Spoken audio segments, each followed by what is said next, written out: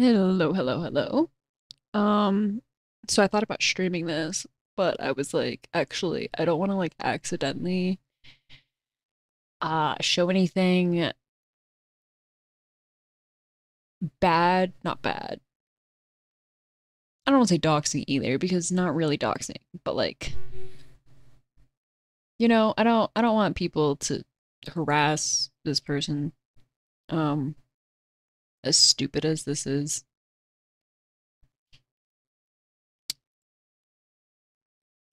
But there's this person on Twitter, I'm not calling it the other name, who posted new article out about why biodiversity is bad and then linked the article that I it looks like they wrote. Um their bio on Twitter is effective altruist theist philosopher blogger. So, the article they linked to is Substack.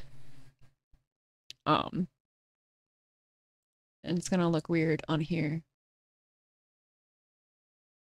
It's gonna look a bit odd because of this black bar at the bottom, but I'm trying to not actually hold on. I can probably without revealing. Okay, cool. So, if you are unaware, I actually have a degree in ecological, evolutionary, and organismal biology.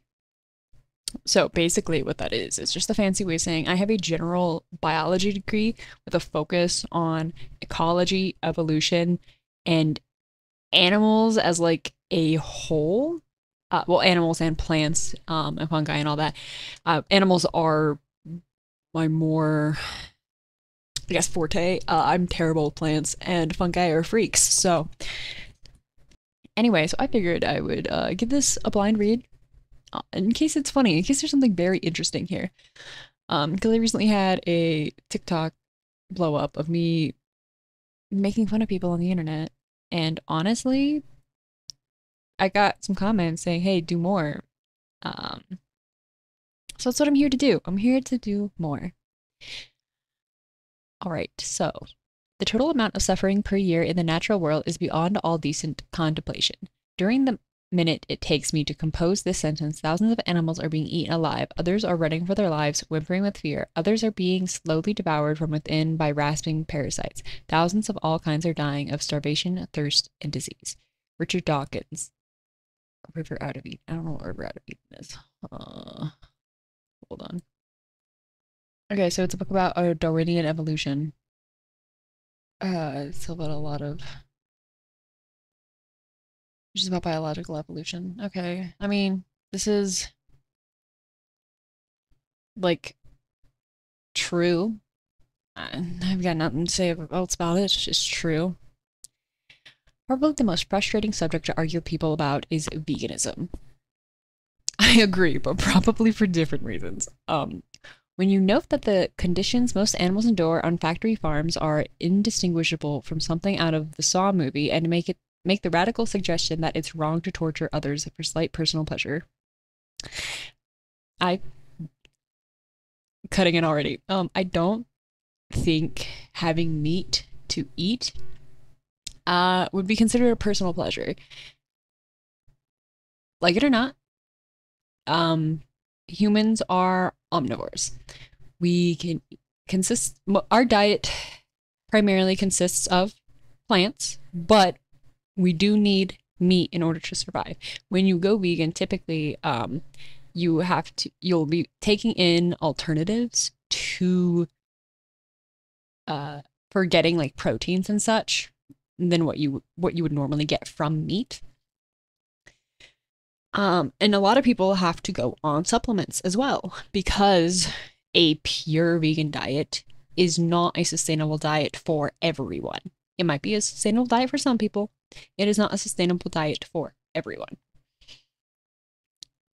You come across such fantastic assembly of excuses and rationalizations that it's hard not to lose a bit of faith in humanity.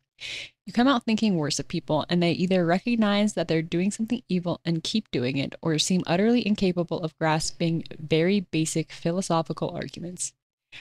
Philosophy has no place here. This is just my personal opinion. I don't know the opinion of like the rest of the field. Personally, I really hate using philosophy as, I guess, as like this way of being like, oh, like I'm going to use this philosophical argument, and by going against it, you're doing something wrong. Like I don't care.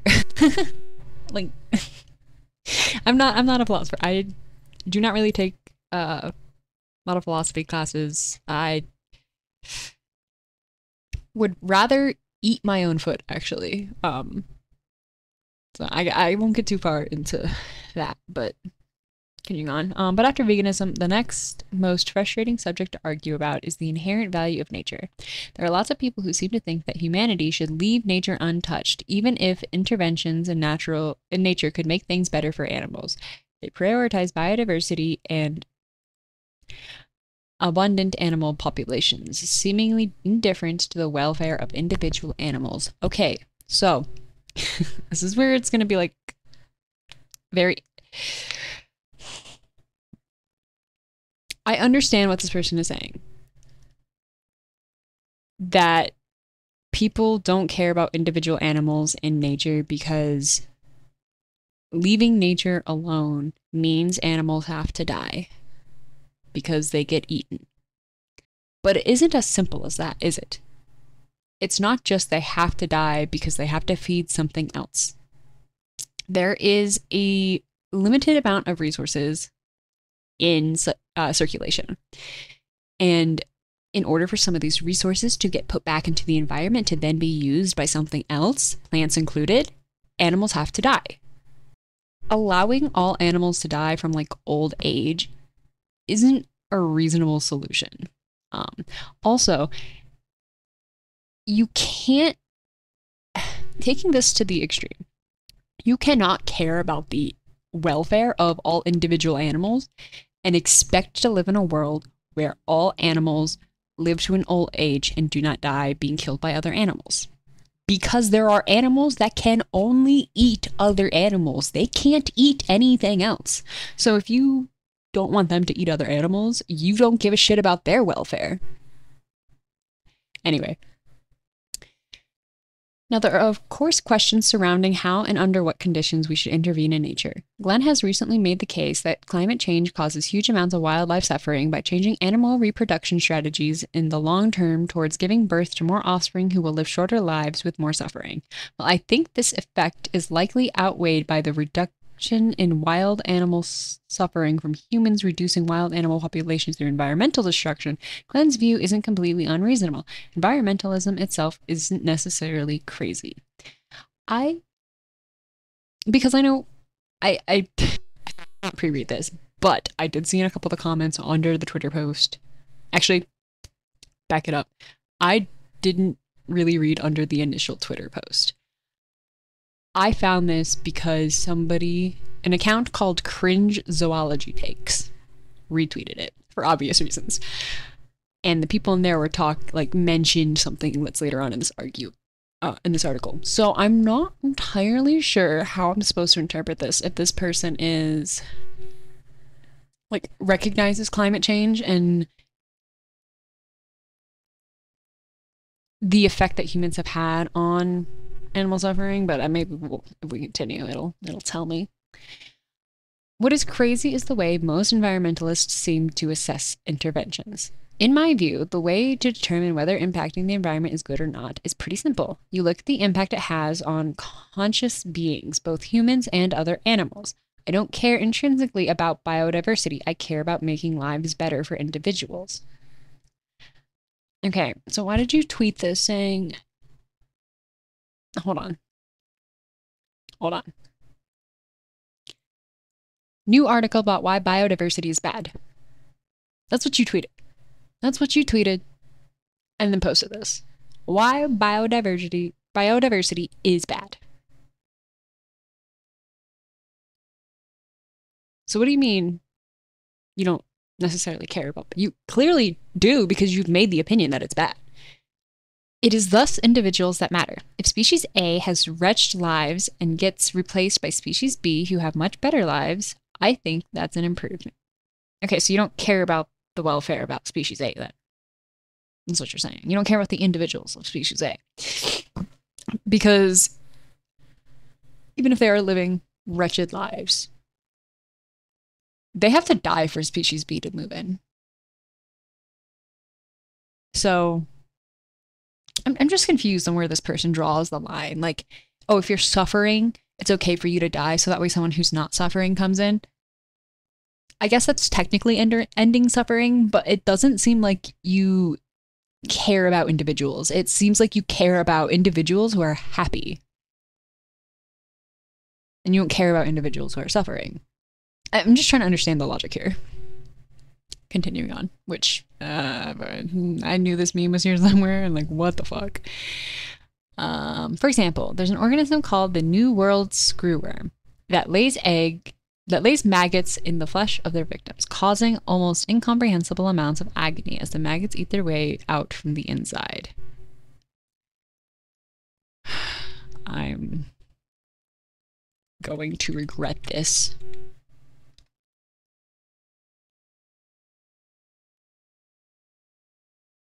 Okay. So I didn't know. It's fine, whatever. Wasn't terrible.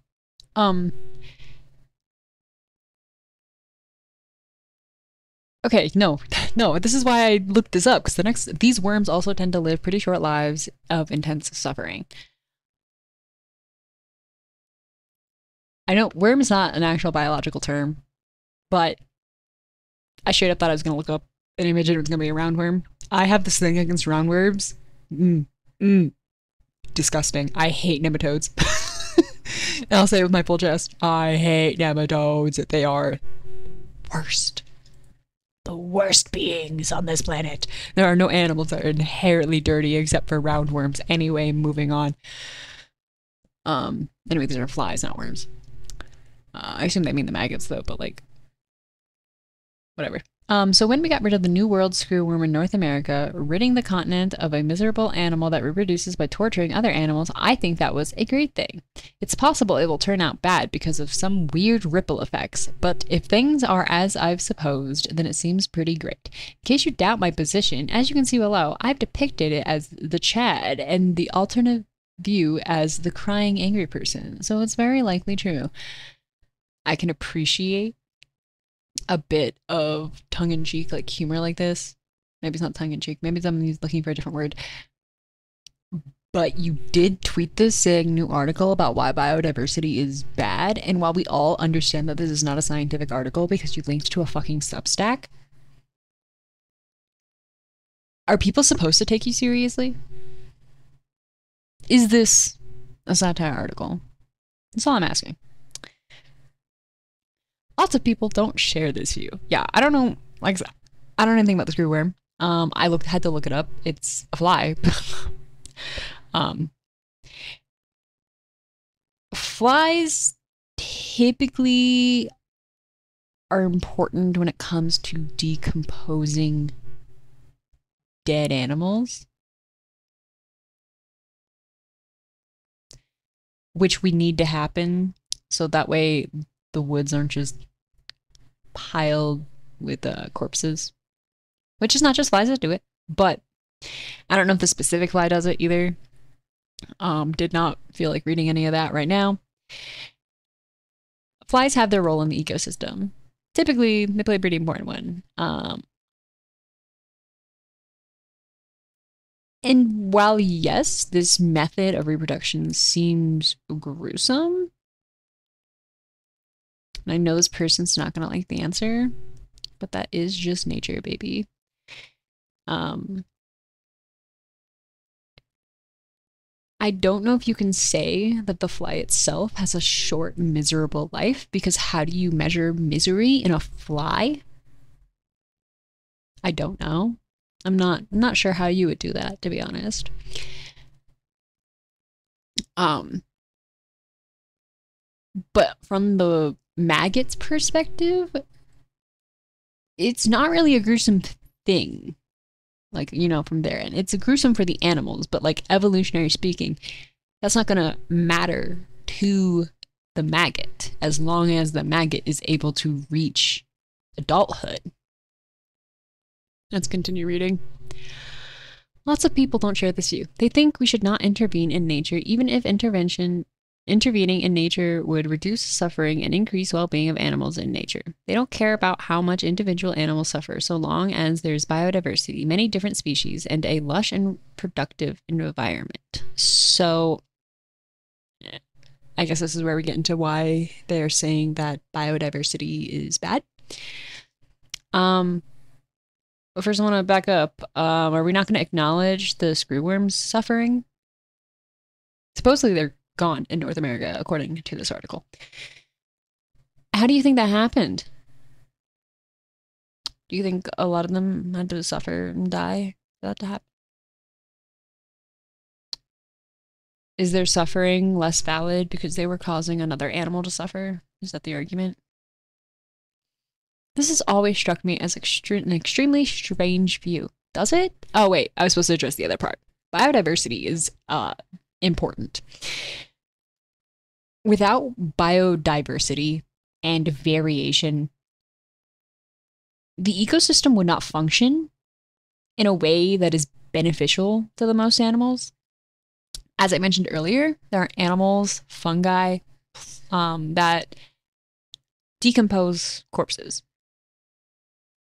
And that is extremely necessary, one, to take the nutrients in that corpse that's stuck inside that dead corpse and put it back into the environment. And then also so the woods and areas around us are not piled with corpses all the time. So we are only this far because of biodiversity. It's not as simple as like, oh, what if we have everything be like the same? Well, if everything was the same, we wouldn't have all the niches filled. There would be niches that are essential for the well-being of other animals in different niches that are unfilled. And because they are unfilled, more animals will suffer. So you would have to somehow find a way to justify, oh, well, this niche doesn't need filled, so let's get rid of it, let's get rid of the animals there, and somehow prevent other animals from filling it in, because animals do this fun thing where if there's an empty niche, they will fill it. One of my favorite things about evolution is evolution's a very gradual process until you have a mass extinction event. You have a mass extinction event, and then you have a bunch of empty niches, like completely empty because everything that was there is dead. And evolution ramps up because it wants to fill those niches. The life will find a way. Yeah, it'll find a way into those niches. Where the fuck was I? Oh, even if nature is a torment chamber for almost every being who ever lives, so long as there are many different types of beings, the view holds that all is well. Well, it's not a torture chamber for almost every being who has ever lived, so I don't know what point you're trying to make here.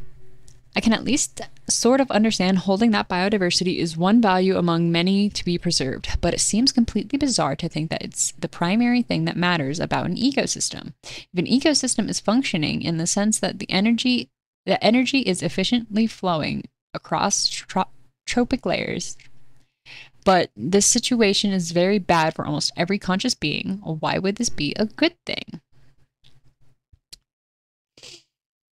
I need this person to understand that we would not have energy flowing between trophic layers without biodiversity unless every individual animal did all of the tasks needed to get that energy to flow. They have yet to prove to me that they understand that basic concept. This is why biodiversity exists in the first place.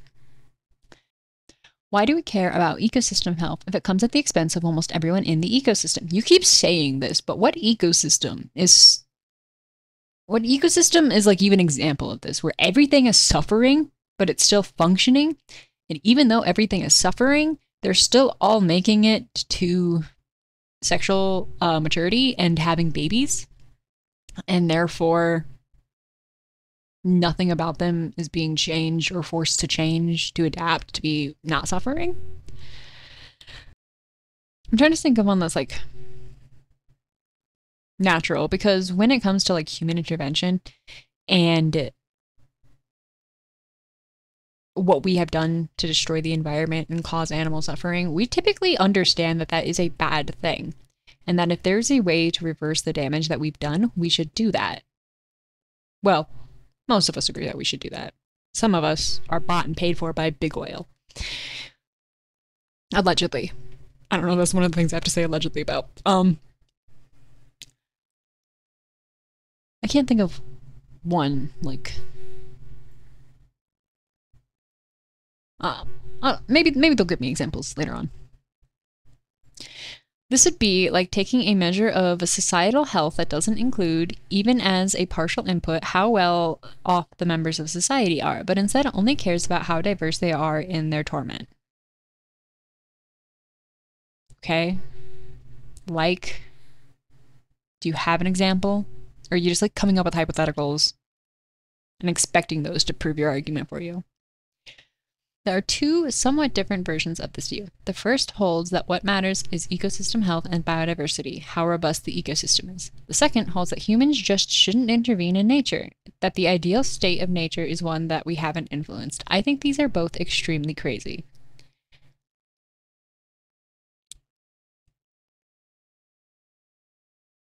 I don't think you understand why people care so much about biodiversity. And it's for all the reasons that I listed, that having biodiversity is why the ecosystem functions at all. Because not everything can do this, all the jobs needed to have the ecosystem work. All right, biodiversity and abundance. Yay. People who accuse us of putting in too much violence should see what we leave on the cutting room floor. My conscience troubles me more about reducing the pain and savagery that there is in the natural world than the reverse.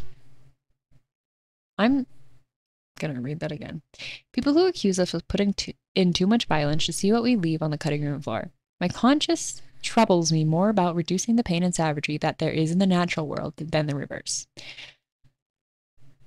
I don't know what this is saying. Could just be my dyslexia, but I'm not quite sure what he's trying to say there. I don't know if it just doesn't make sense out of context, or if I'm just not comprehending.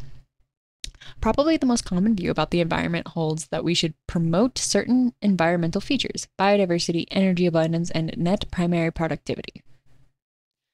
In short, these people think that we should promote a lush, diverse ecosystem with beautiful forests full of many diverse kinds of animals. I'm gonna kill this person. Sorry. I'll explain that. So,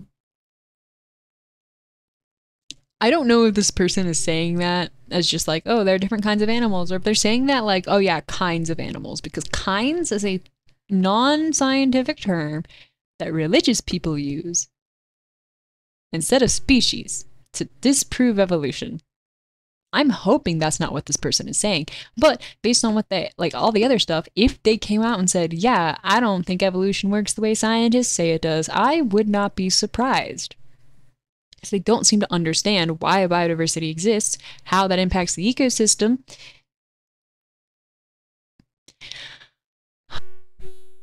You can tell a good environment policy by its tendency to generate good David Attenborough movies and about the many awesome kinds of animals. I assume that's the nature documentary thing that was up there. But why should we care about that? If there are many diverse organisms who spend their time starving, beaten, eaten alive, and running for their lives, why is that a good thing? It only makes sense to promote biodiversity and rich ecosystems if such things are good for the organisms in them. I'm waiting for this person to give me some examples of these terrible ecosystems that function perfectly and beautifully, and they're so diverse, but every single thing in them is suffering. And also, how are we measuring these things suffering? How are we measuring animal suffering? I don't know. The problem is that there's likely an inverse correlation between ecosystem health and how good life is for the animals in an ecosystem. Life is hell for almost every conscious creature who has ever lived. As Brian Tomasky constantly argues, habitat loss, not preservation, generally reduces wild animal suffering.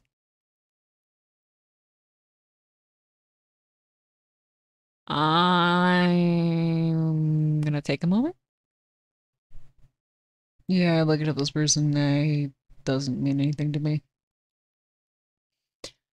Nearly all animals are strategists, meaning they give birth to huge numbers of offspring, very few of whom will survive. Tuna lay 10 million eggs a year, even if most of these are never become conscious organisms. A non trivial portion of them will eventually be conscious. Other animals, like the ocean sunfish, are even more prolific. Okay, what about it? Also, nearly all animals is. Are we including insects and other arthropods as like animals we should be concerned about their suffering?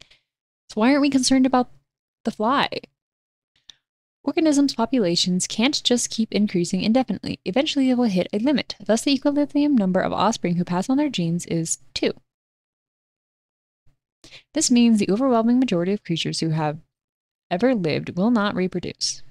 Most of these animals die an extremely painful death after a few days or weeks. They starve to death, or are eaten alive, die of thirst, or die of a horrifying disease. Okay, so, this is not a reasonable number, and it's for the reasons that I have already mentioned.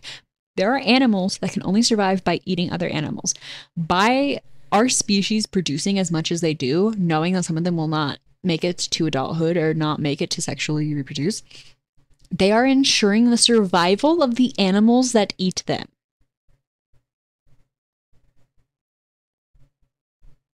Even the ones that starve to death, like there are animals that are like they're scavengers. They eat dead animals. If they're starving to death, they likely do that out looking for food. Or if they die from a horrific disease. Typically, animals will leave their groups if they're a group animal when they are sick or dying.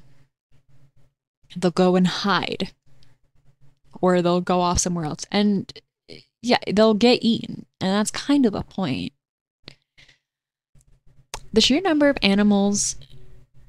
these animals is utterly staggering. There are probably around 10 to the 18th arthropods, and these are very likely conscious. So we do care about arthropods, but not the flies for some reason. If we make a fairly conservative assumption that this is 10% of the number of arthropods that die in a year,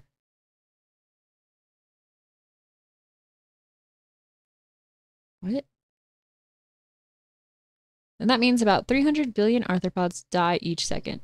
Yeah, probably. There's like so many arthropods. Arthropods make up like the majority of animals on the planet. That's why I was confused if we were like counting them or not.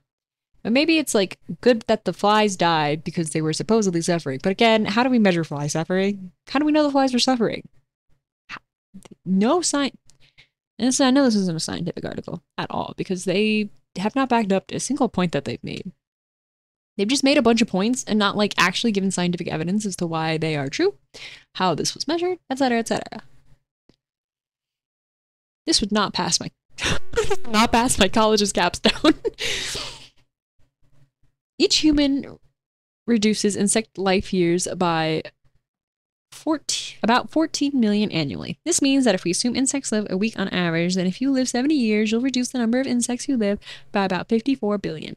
You personally can affect the number of insects on the order of the number of people who have ever lived. Okay? Cool. I think this is a very good thing. Most insects have short and terrible lives. How are you defining it as terrible? Also short to you. Short human life. It's long for them.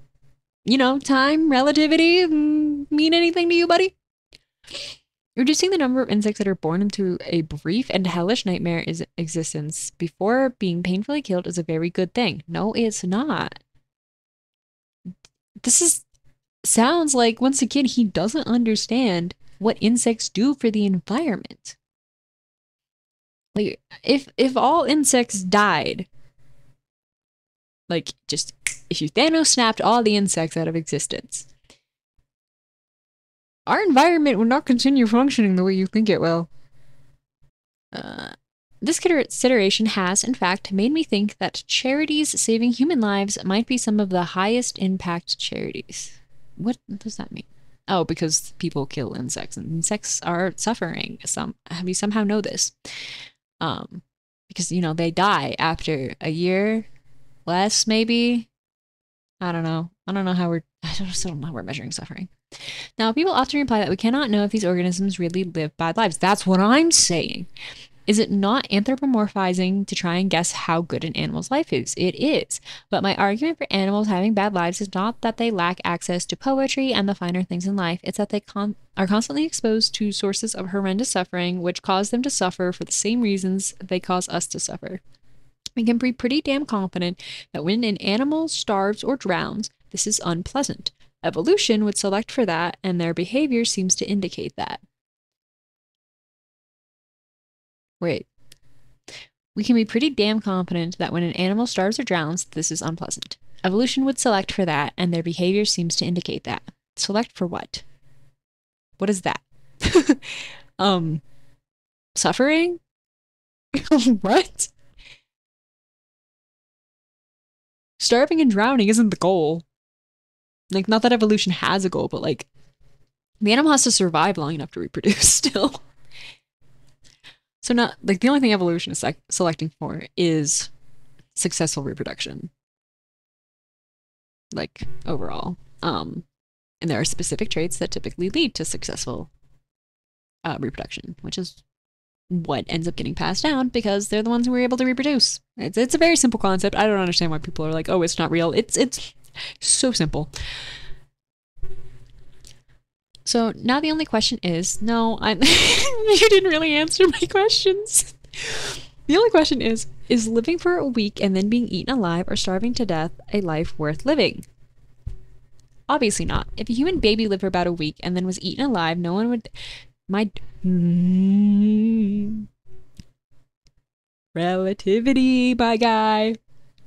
A human life is about... I don't know what's the current lifespan? Like 80 years? We'll say 80. 80 years. A giant squid is 3. But in that 3 years, it fully grows up and reproduces and then becomes geriatric and then dies. In 3 years of a human life, you can barely fucking talk. You can't communicate worth shit. Sometimes you can't even shit where you're supposed to. There's just shit wherever. You can't take care of yourself, that's for sure. So you understand, like, these are different timelines that we're working with. A week for a human and a week for an animal that has a lifespan of a week? Not comparable, actually.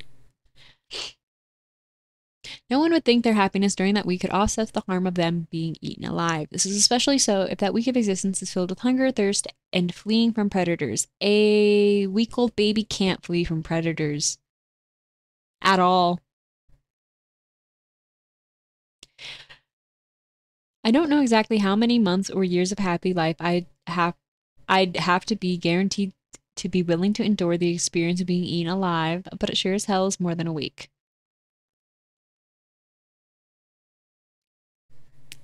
Shut the fuck up. The most common position seems to be that we should preserve the abundance of wild animal life, but not for the sake of individual wild animals. Even if trillions of them have to painfully die for us to be able to look out over the sublime patch of nature. Well, agony is sometimes the cost of beauty. Ever heard of high heels? What matters is the health of the non-sentient abstraction known as the environment. Animals are part of the environment. Here's how I see this. Imagine if there was an orchestra that made music by torturing animals. Lots of people viewing the orchestra wanted to pave over the bit of the torture orchestra to make a power plant that would provide them and others with clean energy as well as reduce the extent of animal torture. What is this hypothetical? Can you Others called the orchestrists reply, no, we shouldn't destroy the orchestra, even though the orchestra is bad for the animals being tortured and the humans watching the orchestra could benefit more from paving over the orchestra. The orchestra has intrinsic value and must be preserved. This would be insane. It is insane because you made it up. But it would be equally insane if the animal torture orchestra was natural, and if the aesthetic value it produced was a visual rather than an auditory. Thus, the view that holds. Okay, can you give examples? What are you like? What are you trying to say? I know I'm not fantastic with like symbolism and metaphors and the other thing, but I have no idea what you're like trying to say. What environmental thing are you trying to talk about here? One plausible constraint of evaluating. Oh, wait. No, okay. Yeah, one possible constraint on evaluating the value of worlds is called the Pareto principle. Probably pronouncing that wrong. It says that if something is good for everyone, that it is good overall. For instance, if you gave medicine to everyone that made each person better off, that would be a good thing to do. This view violates the Pareto principle. If a world was better for every animal and person but had less robust net primary productivity, it might still be worse overall. Don't know what you're trying to say there. I think this view is also an obvious product of bias because nature is pretty and we've been indoctrinated by David Attenborough movies to like it. We're all psychologically biased to value it, even if of the following biases play a role. Status quo bias. Okay. You have bias for thinking the world is just how it is, and so some people tend to stop thinking, humans have a bias towards thinking anything natural must be good. I'm aware. I've fought anti-vaxxers in the thread from hell. I'm aware of this one. Humans display a bias called scope neglect. Humans can't enter into the gas big number. Okay, my dude, none of these matter. It doesn't matter because of the reasons I've already stated. In addition, the view cares about stuff that seems obviously irrelevant. Why in the world would anyone care about how productive an ecosystem is? How much energy there is in plants seems like the paradigm case of intrinsic morally irrelevant feature. No, I think the energy in plants is important because that's what feeds everything. So if plants had no energy inside of them, they wouldn't be able to produce the like sugar that we need to survive. So I don't know what you mean by that. Similarly, how many species there are seems morally irrelevant. If a species of beetles live in a cave, the value of the beetles in the cave doesn't depend on what's happening in casually isolated places outside the cave. But this view implies that it would, because if the beetles are only in the cave, then the cave beetles boost biodiversity more. But this is plainly ridiculous. What purpose do the beetles serve in that cave? What are the beetles doing inside the cave? Why do they live there? What's their food source? These are actually important questions before we can decide that the beetles are unimportant. It's not that they exist and they're different and biodiversity therefore good. What are the beetles eating in this cave? What are they doing in this cave? What is their purpose of living in this cave versus living outside of the cave? You ask none of these questions. These are all important questions if we're going to get rid of the beetles. Lastly, the view might not have really counterintuitive implications regarding destroying nature. After mass extinction events, sometimes biodiversity and environmental productivity increase. I've already touched on this. This is a true statement. So this view might imply that a mass extinction was a really good thing. Provided increased long-run biodiversity. On this view, therefore, we should be relatively ambient about present mass extinction. Maybe it'll turn out bad, but it could very well turn out. Who thinks that mass extinction events are good? This feels like a straw man that because mass extinction events lead the way to new biodiversity, they must be good. Who's saying this? um, I don't remember a single one of my professors in college ever positively talking about mass extinction events, other than the fact that some of them are kind of interesting to talk about. That's about it. Thus, the view is clearly false. It's byproduct of bias, sharply conflicting. Yeah, no, you made up this argument here. The interference review. Oh, the interference review. I can't read, guys. In the middle of the floor lay a dead swallow, with its lovely wings folded at its side and his head tucked under his feathers. The poor bird must certainly have died of the cold. Thumbelina felt so sorry for him. She loved all the little birds who had sung and sweetly twittered to her all throughout the summer. But the mole gave the body a kick with his short stumps and said, "Now he won't be chirping any more. What a wretched thing it is to be born a little bird. Thank goodness none of my children can be a bird, who has nothing but his chirp chirp and must starve to death when winter comes along." Yes, you are so right, you sensible man. Is it the mole? Oh, the field mouse agreed. Okay. What good is all this chirping to a bird in the wintertime when he starves and freezes? Okay. I don't know. Other people seem to have the view that we just shouldn't intervene in nature. The idea is not merely that we should refrain from intervening for the pursuit of welfare of individual animals, but instead that there's something inherently wrong with intervening with nature. We should leave nature alone, even if interfering nature would bring about certain goals. It's not our place to meddle in the pursuit of promoting any valuable features in nature, except perhaps to undo previous meddling. Thus, some people might support rewilding some patch of nature that we've destroyed, but they think that we shouldn't approach nature with some goal in mind to be promoted. They depose, for instance, adding new species to an ecosystem to boost biodiversity. You mean invasive species? Yeah, I know, we're all pretty against that, actually. More animals suffer if you introduce invasive species. I don't know if this person knows this. I doubt it. Now, this view has all the same problems as the last view and more. Okay. First of all, it's very unclear what the justification is supposed to be for this position. Well, did you make it up? That might be why. Sorry. Certainly, its proponents wouldn't hold that there's anything terrible about lions and tigers intervening in nature. So why are humans different? We are part of nature in a broad sense. Do you care about whether or not lions and tigers intervene in nature? I need you to answer this question. Do you care that a lion will eat a gazelle and the gazelle will suffer and die? This person's view doesn't make any sense, and I am not anymore like I don't understand anymore than when I started reading this. If it's not bad for any other species to majorly impact nature, why is it automatically bad when we do it? Why is interference in nature bad in the first place? The view has no plausible account of this. Okay. Second, this view has extremely counterintuitive implications. Suppose that some environmental conditions are going to majorly change nature. You're in a position where you can stop them. Assume that these climate conditions would increase the well-being of animals in the aggregate.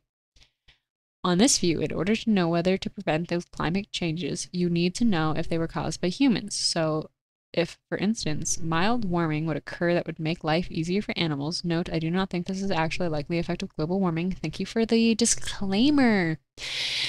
Whether it would be worth preventing would depend on whether it was caused by human activities, but this is very counterintuitive. Why should the cause of it be relevant to whether it is worth preventing? So I know they're like, oh, I don't think this is actually okay. The reason global warming is bad, the reason increased carbon dioxide in the air is bad, is not because it was caused by humans necessarily. It is because these changes are happening so drastically that many animals cannot adapt to these changing conditions. So many animals, which this person would love to know, are suffering because of human interference. So if we have the opportunity to reverse what we have done, or at the very least slow it down so these animals have a better time transitioning, Would that not be a good thing? I don't know. Just food for thought. We can make this even more counterintuitive. Imagine there were humans 100,000 years ago. Okay. Now suppose that happenings from 100,000 years ago are affecting our current climatic conditions in ways that will reduce animal suffering. On this view, to know if the happenings 100,000 years ago are worth reversing, you'd have to know if they were carried by humans. But it seems completely ridiculous and arbitrary. Why should that matter? I don't know if anyone's making the change, like the argument that we should stop climate change because we caused it. Like everything else doesn't matter. If we were causing changes to the environment and it wasn't having a negative impact on the environment, on the animals and plants and other living beings in the environment, I don't think we would actually care if we reversed it or not. I think we would just continue on, not caring one way or another. It's because it's negatively impacting animals and plants and every other living being that we actually care. I don't think this person knows this. Third, the view is that it's intrinsically wrong to intervene in nature seems to conflict with obvious judgments. If you came across a wounded deer, would it be wrong to save its life? How is it wounded? I think there are certain situations where it's better to just kill the deer. You know? Some things can't be saved.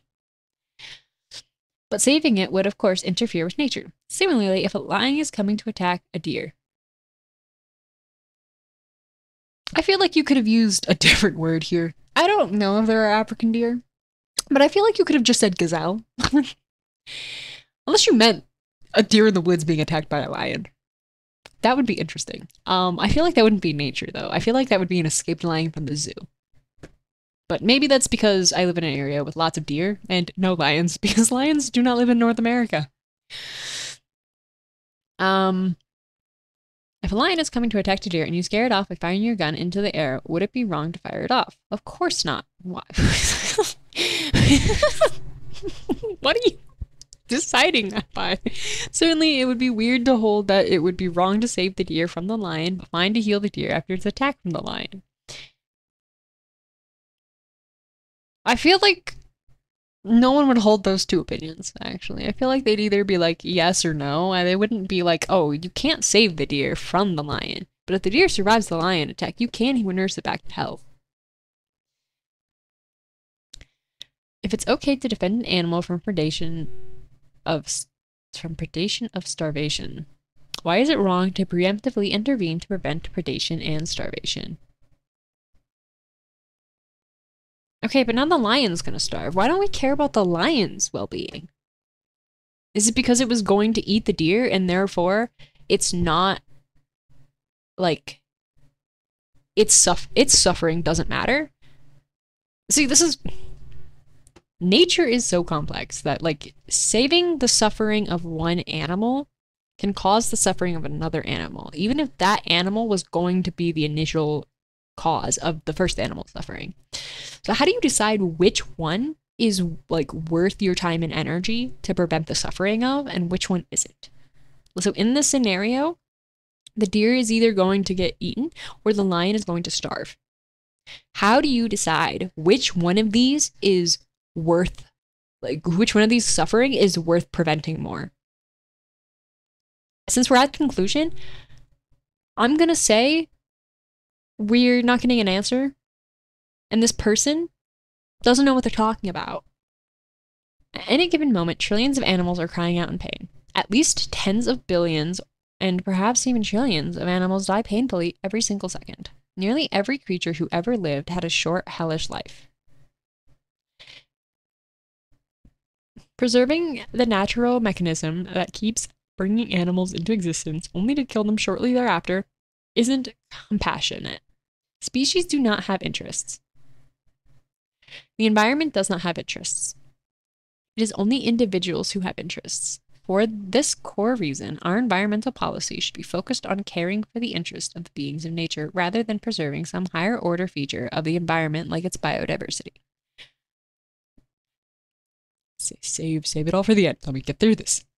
The alternative views are wildly counterintuitive and just fundamentally don't make sense. They value things that obviously don't matter, ignore the interests of sentient beings who are suffering, and imply utterly absurd results. If you came across a natural factory farm, sorry, perhaps run by a particularly resourceful duck. Sorry.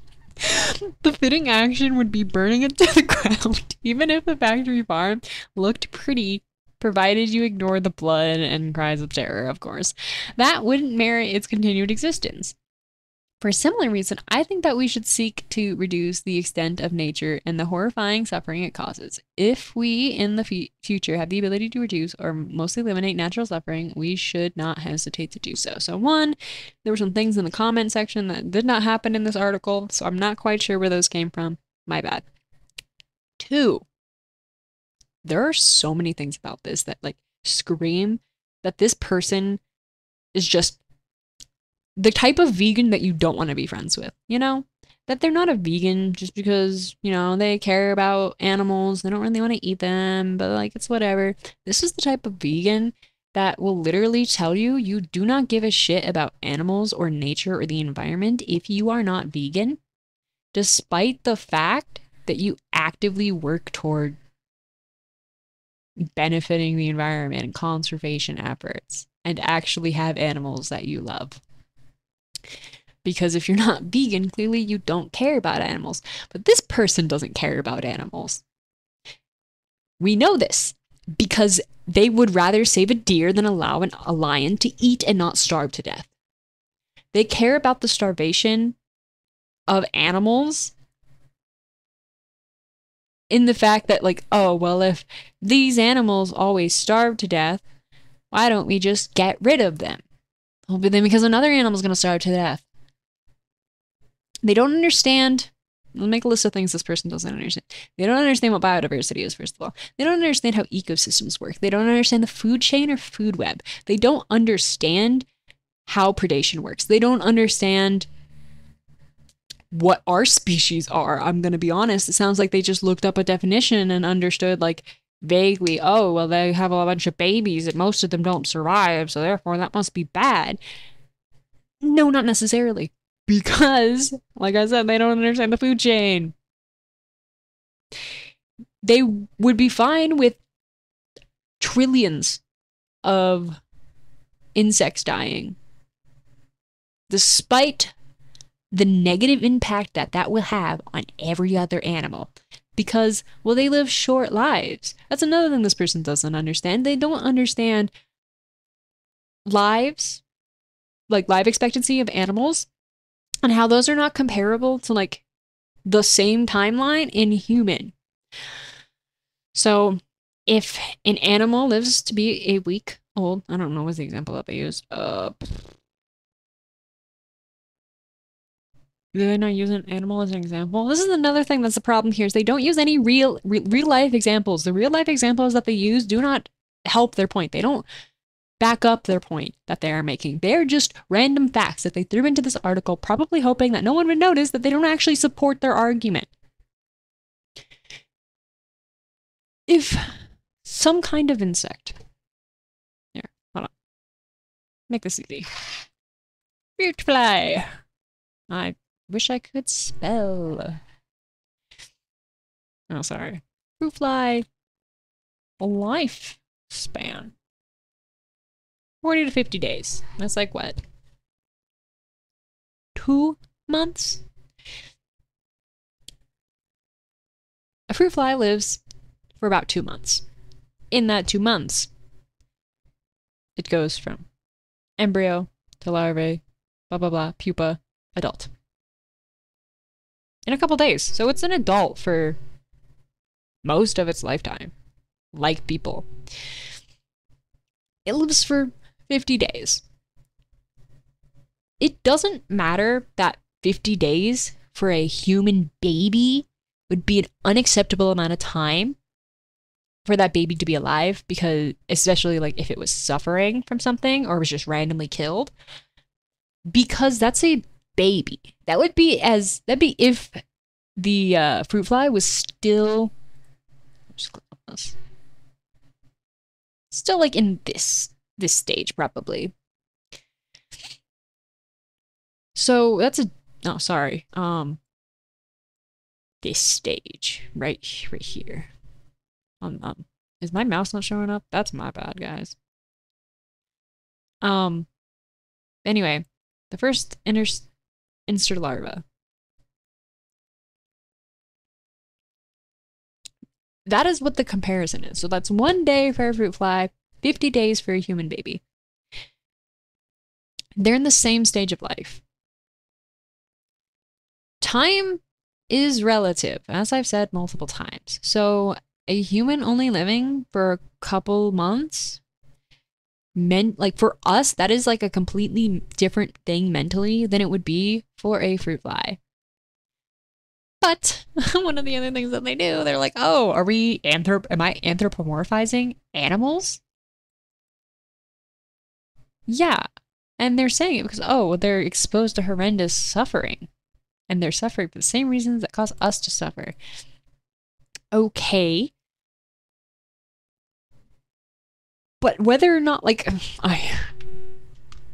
they also have different body structures, different nerve endings, different perspectives. And here's the other thing about animals. I don't know if you know this. Not all animals have the same brain capacity. I know it's a shocking revelation, but that brain capacity does actually matter in terms of like suffering, as well as other aspects. Like one of the personal things for me, I will not eat a full lobster because typically they boil lobsters alive for that. And there's evidence that lobsters can feel pain. We determine this scientifically by exposing animals to what would be considered like a painful thing, like a prick or heat, and we see their reaction. Typically, if there's something that's causing them pain, they will move away from it. That's how we determine, can something feel pain? So lobsters can feel pain. And they also don't go into shock. There's a part of your brain that after a certain like pain threshold is met, you will stop feeling it. And it's a defense mechanism. So that way you no longer have to feel that pain and you can die a little more peacefully. It's still going to be probably terrifying and agonizing, but like you're not going to feel the pain to the extent that you were feeling it. Lobsters don't have that. They don't go into shock. So it makes me deeply uncomfortable. I will eat lobster tails because they kill the lobster and then boil its tail. So it dies first and isn't boiled alive every second of it. But like not every animal feels pain the way we do, is my point in all that. So this person like very clearly does not know what they are talking about. They just wanted to talk. They don't have any examples. I wish they gave any examples for any of what they were talking about. Where is the environment where everything is suffering all the time, but it functions perfectly? Give me that environment. Tell me what it is. Name it. They can't because they made this up. Anyway, I feel like I'm repeating myself and rambling. That's all I have to say about this article. This was fun. I should do this more often. Hopefully I edit this and get it on YouTube. I was gonna give a time frame, but hopefully I just edit it and put it on YouTube. Okay. Bye, guys.